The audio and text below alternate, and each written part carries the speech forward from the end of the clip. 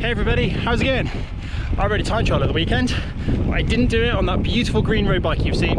That one belongs to the St. Piran cycling team, and over the last however many months, priorities in my life have changed massively, which means I will not be returning to competition as I intended to do 2 years ago when I made that choice. So the beautiful green bike has gone back. Instead, I made some funky adaptations to my gravel bike, which I'll show you in this video, and rode a 14.5 kilometre 9-mile time trial. Plenty of ups and downs, twists and turns. It was a proper sporting course, as they're referred to. Winning time, my time, is 21:37, just 9 seconds faster than Tim McAvoy's second. It was brutal. Average heart rate 183 for 20 minutes with a max of 200 beats per minute. Cannot remember the last time I saw that on a heart rate monitor. I'd intended to fit my power meter, but actually I'm quite glad I didn't, because I think the numbers would have scared me and I probably would have eased off a little bit. Whereas without the power meter, there was nothing to be scared of. Heart rate doesn't mean a huge amount to me because I don't follow it that closely. I absolutely went for it. It was an amazing event organised by the Penzance Wheelers. Here are some clips. Father? Hello! Big up to Ryan for organising this. The old boys are out of speed. They're here. Go Daddy! Go Dad! Go Daddy! Go Chris! Go Chris! Go Chris! Go Chris!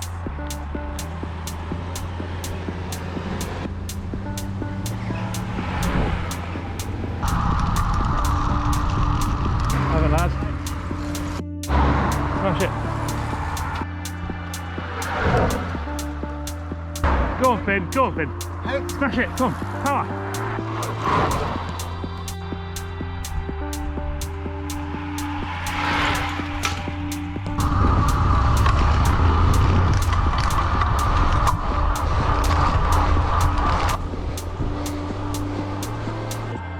Go on, Richard!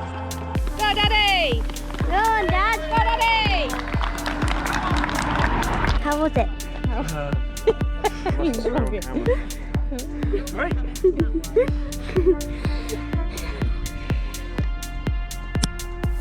Come on, Chris!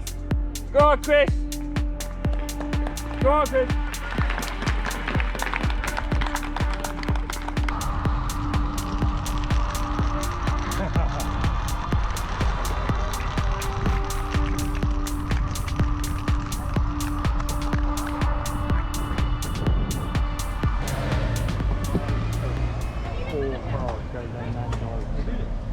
How you find that, Chris? BMW.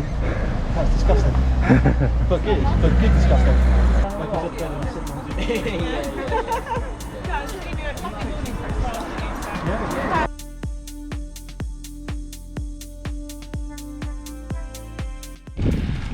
We've just been for a beautiful, gentle spin. Well, it's gentle for some of us. Mike on the e-bike, me on the gravel bike, which I'm about to show you the changes I made to it. You would not believe it's September. It is absolutely beautiful. It's before 10 o'clock in the morning and it's about, I don't know, 18, 19, 20 degrees, which where we live, it's pretty spectacular.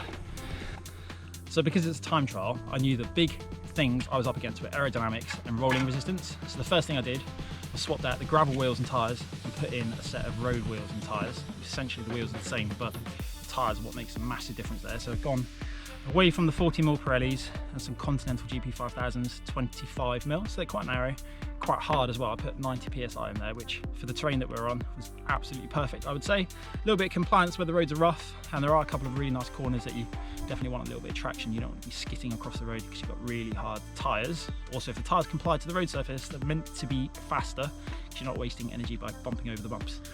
The next thing I did, probably quite controversial for a gravel bike, I got rid of those really wide 55cm flared bars and I put on a pair of old 42cm standard road bars. I actually really like these bars. They're a pair of 3T1s, found them in the garage, in the shed, been there for years.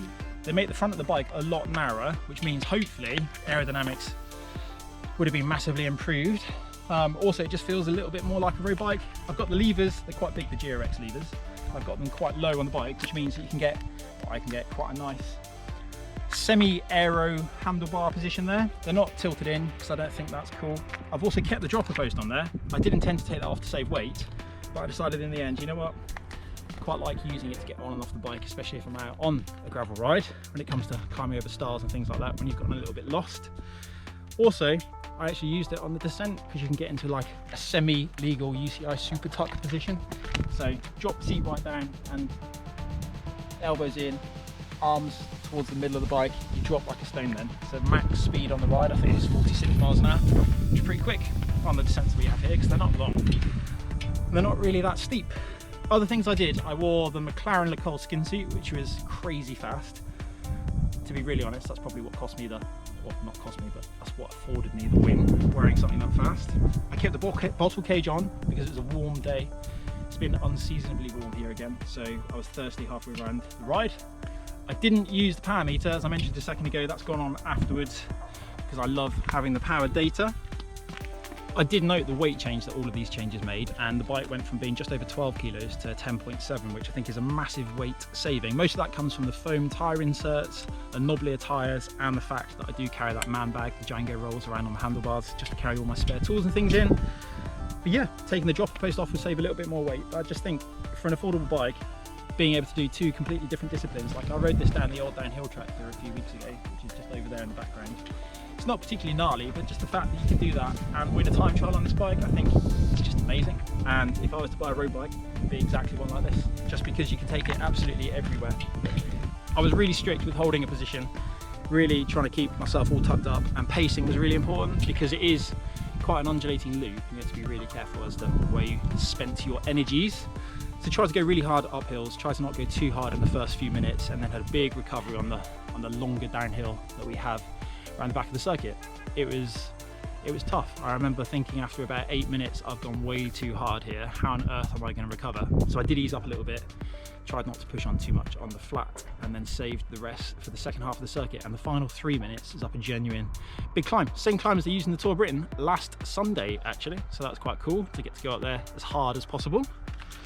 What I was going to tell you about the time trial, they raised over £600 for charity, I believe, which is amazing. It was a brilliant event, really nice community event, over 50 riders, which at this time of year I think is pretty special, and hopefully they'll have it again. They're talking about having it in June next year, and I will definitely be back for more.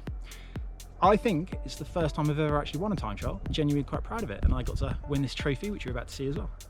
Alex, thank you very much for supplying the footage, and Charlotte as well for filming it. It's nice to see Rich racing again. It's all in all a very good day out on bikes.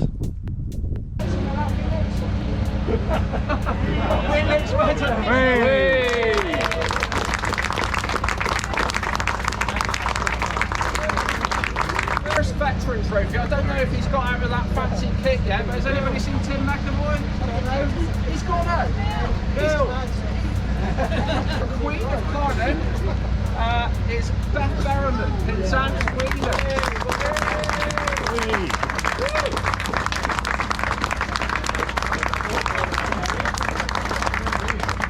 King of Carden, still winning bike races, Chris Opie.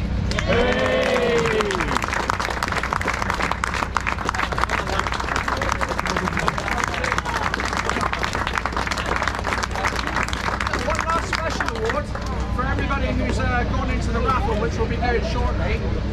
Got a young lad here, Oliver, and he's on quite an incredible journey through his life at the moment. We decided to dedicate the proceeds from the raffle solely to him. We've also got an award. I don't know if you want to come up and give it out, Oliver, do you? Okay. I hope the chap is still here. It's Bob Buckland here. Bob Buckland. I remember he was chosen by Oliver to take the inspiration award.